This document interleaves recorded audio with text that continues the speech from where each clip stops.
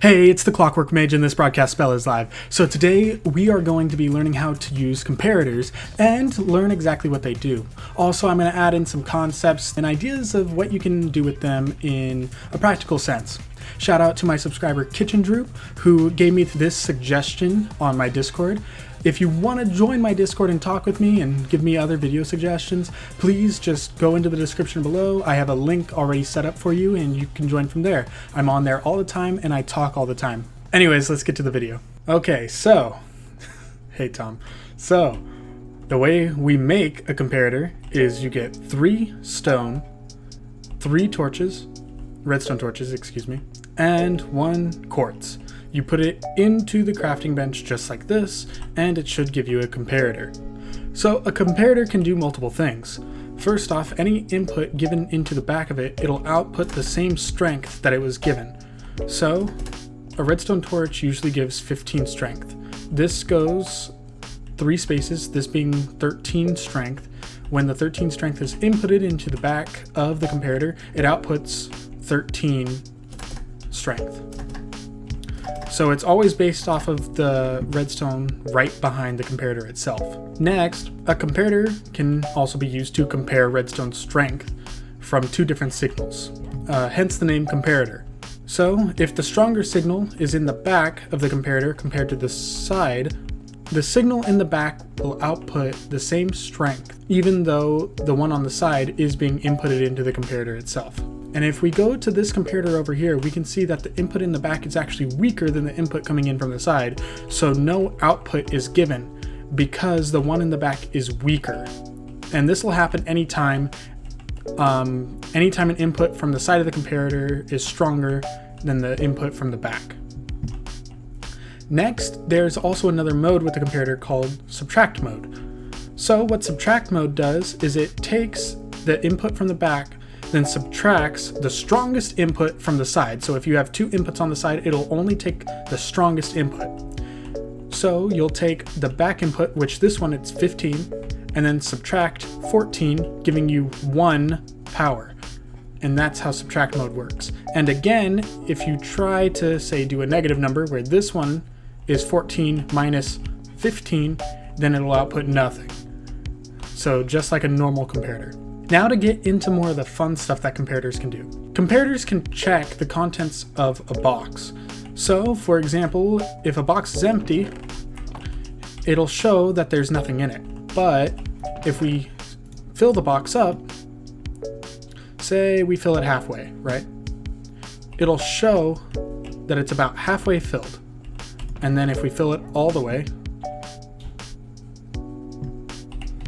it goes all the way. All 15 strength. And a little trick, say you have a chest that's full. You can have a torch at the end of it, and then if someone ever takes anything out of the chest, so say I take a few of these, the torch will light up, showing you that the chest isn't full anymore. And you can do multiple things with that. This also works through a block, so for example, say you want to hide it like behind a wall or something, so you don't want people to know that you're watching it. You can again do the same thing where it's filled up, signal's full, and then if people take things out, it goes down. So they don't even have to know, as comparators can check through walls. Now they can also do item frames as well, along with storage. So with an item frame, depending on how it is sitting, it'll give it different strength, all the way up to 8. Lowest it can have is 1 with its base. That's super, super nice. Now, my favorite thing that you can do is it'll also tell you what music disc is inside of the jukebox. So if we go to music discs, it's actually in order. So the first music disc will output 1, second music disc will output 2, third music disc will output 3, so on and so forth, all the way to the newest music disc, Pig Step, which will output 13. Oh man, I love this song. Such a good song. So happy they made it. Anyways, with some editing magic, I'm going to keep the music in the background, but I'm not going to keep playing it.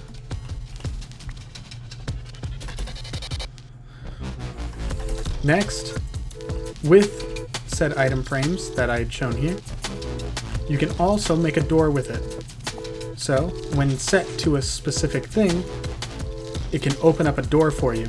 Just a simple concept, using strength of the comparator itself.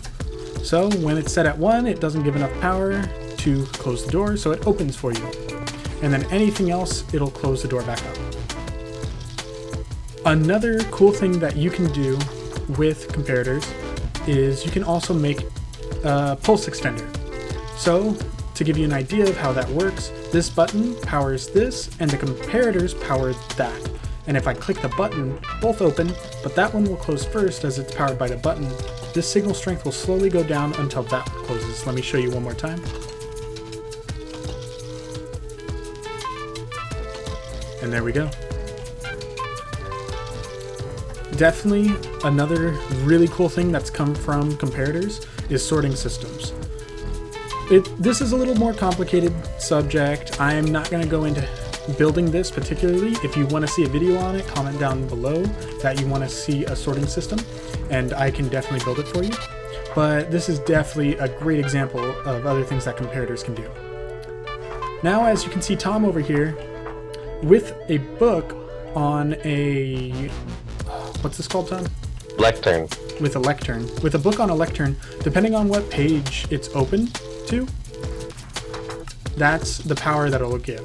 And it can go in increments of 3. So for example, if it has 3 pages, if you flip 1 page, it'll go 1/3 powered, flip 2 pages, 2/3 powered, 3 pages, it'll be fully powered. And then this comparator can basically compare anything, anything from cauldrons to anchors, respawn anchors, and other things like that. Comparators are very useful for checking the fullness of boxes and other things like that, and just straight out comparing signal strengths. So I hope this video was helpful to you. Don't forget to like, comment, and subscribe. If you really enjoy my content and want to support me some more, join my Discord. I love talking with you guys. I love getting your guys' ideas and hearing what you guys think. It really does help out. Anyways, I hope you guys had a great time watching this video. See you next time.